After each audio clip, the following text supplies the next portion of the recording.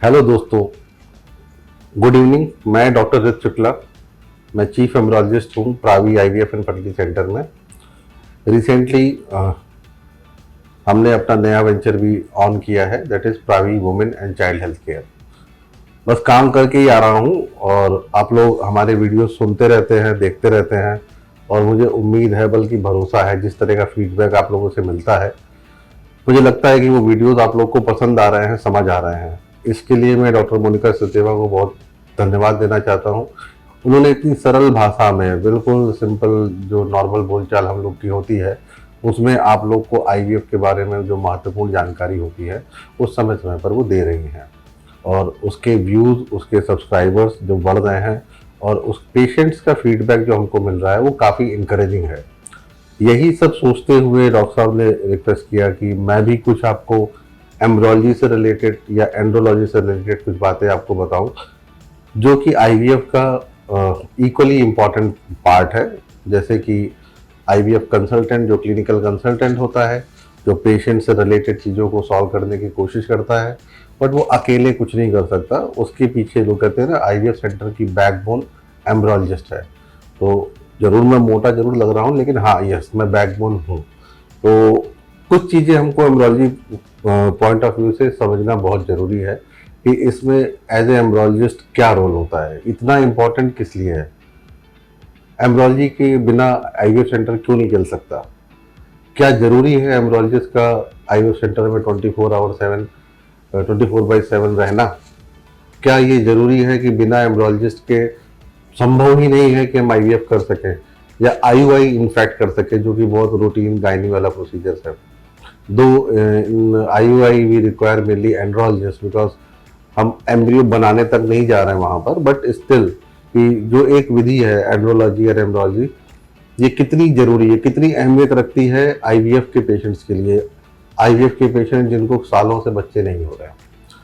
सब कुछ डॉक्टर मोनिका ने आपको अगले अपने वीडियो में बताया हुआ है कि निसंतानता का मतलब लगभग 1 साल तक सारे नेचुरल प्रयास करने के बाद भी आपको अगर प्रेगनेंसी कंसीव नहीं हो रही है तो इसका मतलब आपको किसी इनफर्टिलिटी कंसल्टेंट से मिलना चाहिए।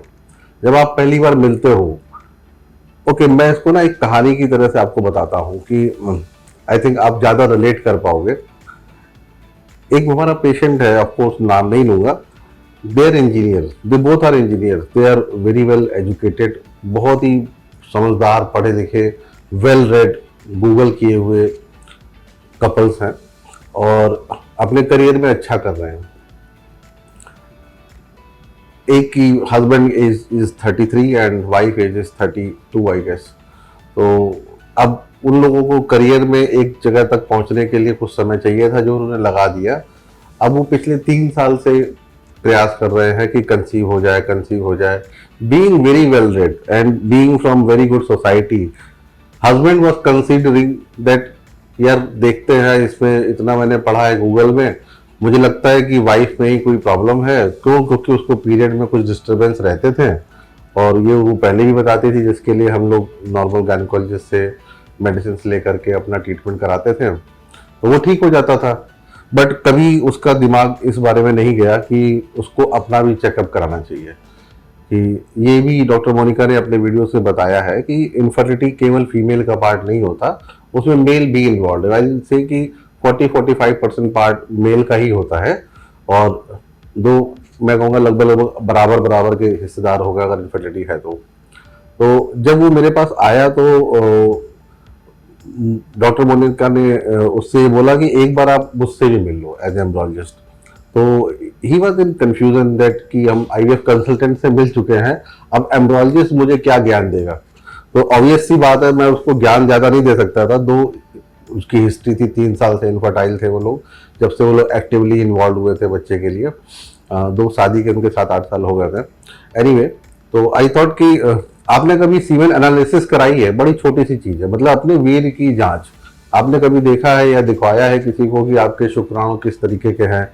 कहीं कोई उनमें बात तो नहीं है? तो उसने कहा कि नहीं, मैं तो हमेशा हेल्दी हूँ, मैं फिट हूँ, मुझे कभी ऐसा कुछ लगा नहीं और ऐसी कोई बात नहीं लगी। इनफैक्ट हमने तो 2-3 अटेम्प्ट आईयूआई भी कराया है नॉर्मल गायनेकोलॉजी। मैंने कहा ठीक है, दैट इज़ फाइन, लेकिन अगर आप हमसे उम्मीद करते हो कि हम आपका ट्रीटमेंट शुरू करें और हम इस बारे में सोचें कि वाइफ को ध्यान में रखते हुए कि हम आईवीएफ करना है, हमारा बेसिक जो प्रोफाइल है उसमें आपका सीमेन एनालिसिस भी है। जितनी इंपॉर्टेंस हम वाइफ के अल्ट्रासाउंड को, ब्लड टेस्ट को दे रहे हैं, उतनी ही इंपॉर्टेंस आपकी सीमेन एनालिसिस की भी है। तो मैं सजेस्ट करूंगा कि सीमेन एनालिसिस आप करा लो। अगर आपका 3 से 5 दिन का गैप है आपस में, तो उसने कहा कि हाँ है, करीब हफ्ते भर का है। मैंने कहा इट्स अप टू यू, आप सेकंड विजिट में भी आ सकते हो या आप अभी भी दे सकते हो। विल हैव फेयर आइडिया कि किस तरीके से आपका पैटर्न है। तो अच्छी बात रहेगी, हम लोग को कॉन्फिडेंस रहेगा कि कम से कम आपके पार्ट से हम लोग को कुछ नहीं करना है। एनी हाउ किसी तरीके से उसे कन्विंस किया। इतना स्ट्रेस मैं इसलिए दे रहा हूँ कि ये सच में बहुत इंपॉर्टेंट है। और पता है क्या निकला, जब उस हस्बैंड ने अपनी सीमेन एनालिसिस कराई तो उसका काउंट 1 और 2 मिलियन था। काउंट तो ठीक है 1 और 2 मिलियन था, जो एज ए एम्ब्रोलॉजिस्ट मैं कहूंगा कि इतनी टेंशन वाली बात नहीं है, क्योंकि काउंट मोटिलिटी कहीं कहीं एक आध धोखे से दिख जाता था जब हम माइक्रोस्कोप में सारी फील्ड्स को देख रहे थे। इनफैक्ट हम लोग एक स्पेशल चैम्बर होता है, मैकलास चैम्बर या न्यू बॉक्स चैम्बर में काउंटिंग करते हैं। तो इनफैक्ट उस चैम्बर में तो नहीं था, बट ऑफकोर्स फिर मैंने नॉर्मल स्लाइड के साथ में जो प्रयास किया उसमें कहीं कहीं मुझे एक आध हिलता डुलता सा दिखा। अब मुझे ये बात पता थी कि अब मैं इस हस्बैंड से इस तरह से बात करता हूँ तो एक बार में तो ये मानने को तैयार नहीं होगा। देन आई सेड कि एज यू टोल्ड कि हमारा गैप अभी 7 डेज का है, तो I think we should repeat this analysis because sample is not good. And usually what we do in doing the semen analysis, we take this sample, we keep in incubator, dry incubator at 37 degrees centigrade, and we wait for sample to get liquefied. We have to check in 20-30 minutes. If it is not liquefied, then we have to wait more. Or before doing analysis, we have to do a lot of things so that once the sample is purely liquefied and there is no viscosity left, that is the case in most of the semen analysis, drop by drop we are checking it, and then उसके बाद हम लोग एक drop से analyse करते हैं कि कितना उसका सीमेन है, कितना उसका काउंट है, कितना उसकी मोटिलिटी है, कितना उसकी मार्फोलॉजी है या वर्टिलिटी है। तो उसमें कई सारे पैरामीटर्स हम लोग एज पर WHO गाइडलाइन के हिसाब से तो चेक करते हैं। बट उसका इनिशियल ही काउंट भी कम था और उससे ज़्यादा गई गुजरी मोटिलिटी थी। तो that was a alarming sign for अस।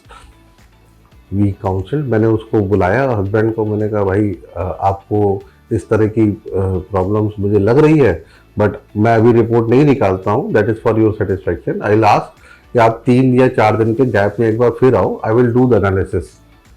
ऐसे ही करूँगा, but I have to see. तो he become serious and initially offended, then he understood the things as he was educated. तो उसके बाद वो 4 दिन बाद फिर आया and we repeated the analysis and it was same. Then I asked him to look at microscope and these are the things which are you are suffering from, and we have to investigate and we have to give some sort of drugs medicine to you also कि वो आपके लिए ज़रूरी है। and it's not wife, it's you.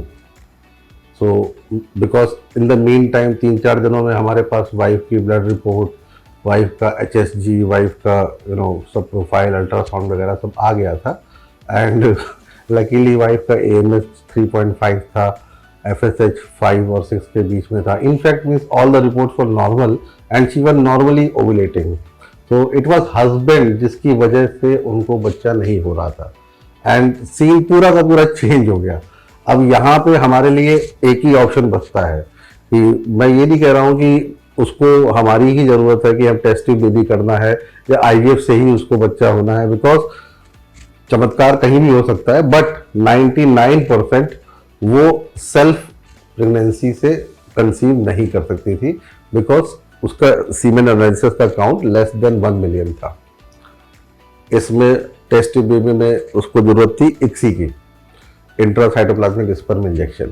बड़ी basic सी चीज़ है, as एम्ब्रोलॉजिस्ट अगर समझे, because now it is ICSI इतनी कॉमन चीज़ है कि वो लगभग हम लोग तो लगभग हर केस में प्रेफर करते हैं, why to wait once we have this facility. Anyhow we counselled him for ICSI and काफ़ी अच्छा हमारा बॉन्डिंग रहा। और उसका बार बार ध्यान इसलिए आता है कि फर्स्ट अटेम्प्ट में उनको ट्विन प्रेगनेंसी हो गई, बिकॉज आईवीएफ में हम लोग 3 एम्ब्रियो बना के ट्रांसफ़र करते हैं। वाइफ के एग रिट्रीव किए मैडम ने जब एग रिट्रीव करके मुझे दिए, फिर उसका हम लोगों ने जो भी एक एक स्पर्म हमको दिख रहा था हर फील्ड में, we collected the sample twice. 2 बार सैंपल लेने के बाद भी जो बेस्ट स्पर्म मिल सकते थे हमने इंजेक्ट किया। आई थिंक 8 या 9 एग्स में इक्सी करके हम लोगों ने 6 या 7 एम्ब्रियो बना लिए थे। And still we have 3 frozen embryo for him, और 3 हम लोगों ने ट्रांसफ़र किए। उसमें उसको ट्विन प्रेगनेंसी कैरी कर रहा था। Now they have healthy babies. ये है फ़ायदा अगर आप निसंतानता से प्रताड़ित है या निसंतानता की तकलीफ आप लोग को है, और आप लोग अगर इस चीज़ को समझते हैं कि एक आईवीएफ सेंटर या एक टेस्ट ट्यूब बेबी सेंटर के लिए एम्ब्रोलॉजिस्ट का महत्व क्या होना है, अगर इस चीज़ को आप समझना चाहते हैं, तो मुझे लगता है कि ये कहानी आपको काफ़ी कुछ समझाएगी या काफ़ी गाइड कर देगी। और उसके अलावा भी बहुत सारे क्वेश्चंस हैं जो ऐसे रह जाते हैं सबके दिमाग में कि still why embryologist be there in 24 hours. Because एक बड़ा कॉमन सा फैक्ट है, मैं ये नहीं कह रहा हूँ कि केवल हम ही अच्छा काम कर रहे हैं बाकी कोई, ऐसा कुछ भी नहीं है। पूरी दुनिया में जो भी आईएफ सेंटर है वो अपनी तरफ से बेस्ट कोशिश करता है कि जितने भी निसंतान दंपति उसके यहाँ पर आ रहे हैं दिखाने के लिए, उनको वो प्रेगनेंसी दे। उसी प्रकार से हम भी प्रयास करते हैं। बस ये है कि देखने का नज़रिया बदल जाता है।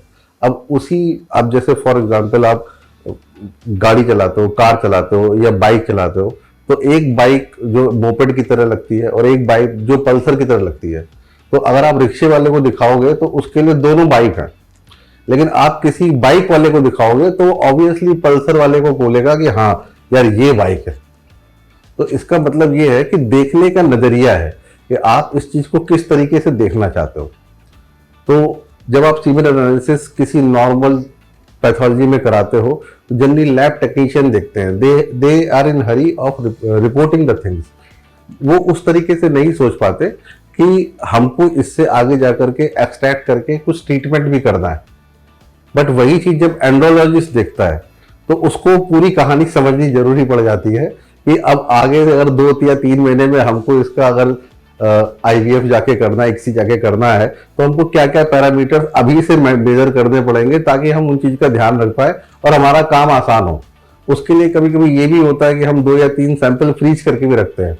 कई बार हस्बैंड उसी दिन सेम डे सैंपल देने से मना कर देता है कि मेरी तो तबीयत खराब है, आज नहीं दे सकता। एनीवे, इस तरह की बहुत सारी कहानियां लेकर मैं फिर से आऊँगा, और मुझे लगता है कि मेरी ये बात सुन करके आपको थोड़ा बहुत आइडिया हुआ होगा कि एम्ब्रोलॉजिस्ट का रोल इक्वली इम्पॉर्टेंट है किसी भी आईवीएफ सेंटर में एक सक्सेसफुल प्रेगनेंसी के लिए। Thank you.